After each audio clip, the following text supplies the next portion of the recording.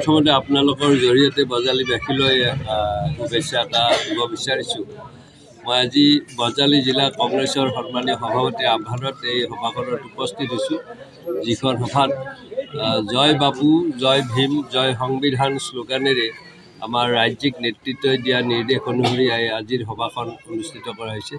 আৰু এই সভাত আমি এই কথাটোৱে ৰাইজৰ লগত আলোচনা কৰিছোঁ, যিখন সংবিধান আজি গণতন্ত্ৰৰ প্ৰাণস্বৰূপ, সেই সংবিধানক অৱমাননা কৰি বিজেপিয়ে আমাৰ মানুহখিনিক, দেশৰ জনসাধাৰণক ভীতিগ্ৰস্ত কৰাই শাসন কৰাৰ যি প্ৰক্ৰিয়া চলাইছে, এই কথাটো আমি আমাৰ সংবিধান প্ৰদত্ত যি অধিকাৰ, যি শক্তি, এইটোক আমি আঁকোৱালি লৈ আমি দেশখনক পুনৰ আৰু গণতান্ত্ৰিক প্ৰক্ৰিয়াৰে আমি আগবাঢ়ি যোৱাৰ প্ৰচেষ্টা চলাইছোঁ।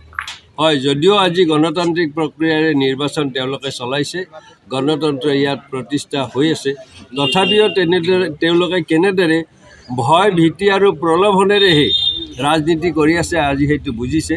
আজি ৰাইজ ওলাই আহিব নোৱাৰে মন্ত্ৰী বা বিধায়ক বা পালি নেতাৰ ভয়ৰ কাৰণে।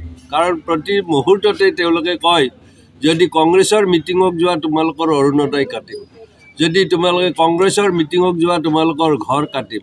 আৰু সেইকাৰণে আমি নাম দিছোঁ কেচি মন্ত্ৰী।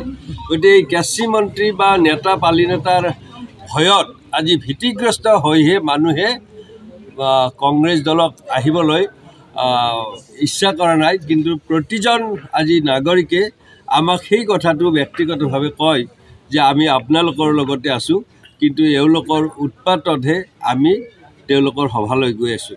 গতিকে এনেকুৱা পৰিস্থিতিত পৰাৰ কাৰণে আমাৰ দলৰ যি নেতৃত্বই যি জয় বাপু, জয় ভীম বা জয় সংবিধান শ্লোগান দিছিল, এইটোৰ গইনা লৈ আমি বিভিন্ন ঠাইলৈ আহিছোঁ।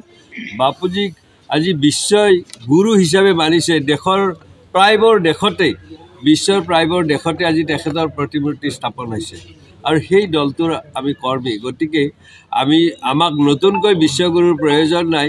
যিগৰাকী বিশ্বগুৰুক আমি দেখিছোঁ যে যোৱা কিছুদিন আগত আমেৰিকাত নতুন ৰাষ্ট্ৰপতিয়ে শপত গ্ৰহণ কৰিলে, তাত কিন্তু তেখেতক নিমন্ত্ৰণ দিয়া নাই। গতিকে এইগৰাকী কেনেকুৱা বিশ্বগুৰু এতিয়া ৰাইজে বুজি পাইছে।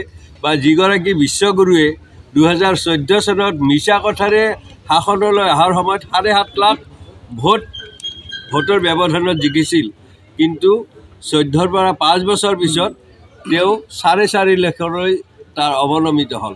আৰু আমি যোৱা 24ৰ যি নিৰ্বাচন হৈছে তাত দেখিছোঁ তেখেতে মাত্ৰ প্ৰায় 1,40,000 ভোটৰ ব্যৱধানতে জিকিছে। গতিকে সেই বিশ্বগুৰুৰ জনপ্ৰিয়তা কিমান, সেই কথাটো আমাৰ এতিয়া ৰাইজে বুজি পাইছে।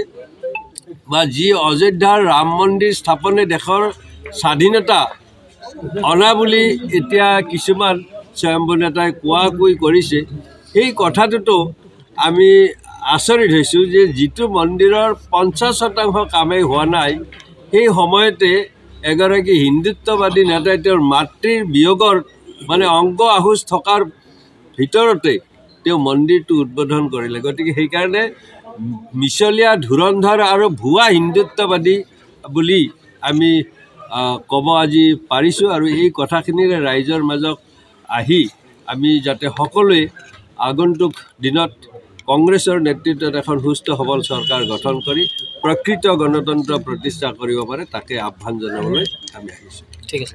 আজি আমি অসম প্ৰদেশ কংগ্ৰেছ কমিটিৰ নিৰ্দেশ মৰ্মে আমাৰ বজালী জিলা কংগ্ৰেছৰ উদ্যোগত, বজালী ব্লক কংগ্ৰেছৰ সহযোগত আৰু এই কিনাপুৰ মণ্ডল কংগ্ৰেছৰ সহযোগত আমি জয় বাপু, জয় ভীম, সংবিধান, জয় সংবিধান, আমাৰ সংবিধান ৰক্ষাৰ এক সজাগতা সভা আমি ইয়াত আয়োজন কৰিছিলোঁ।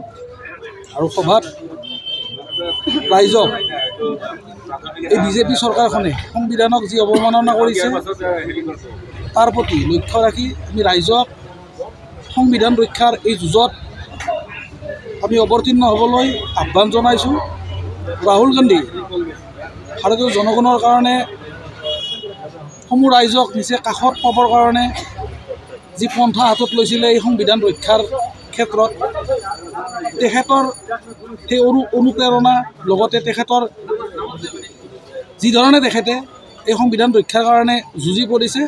তাত আমি আমাৰ কৰ্মীসকলৰ লগতে সমূহ ৰাইজক আমি আহ্বান জনাইছোঁ, আমি আহক সকলোৱে লগ হৈ আমি সংবিধান ৰক্ষা কৰোঁ।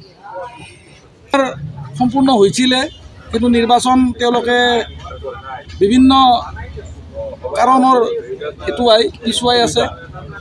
আমি আমাৰ জিলা কংগ্ৰেছৰ যি ২৭টা পঞ্চায়ত আৰু 5টা জিলা পৰিষদেৰে গঠিত আমাৰ বজালী জিলা, আমাৰ জিলা পৰিষদৰ প্ৰাৰ্থী প্ৰতিটো সমষ্টিতে 5ৰ পৰা 8 গৰাকীলৈকে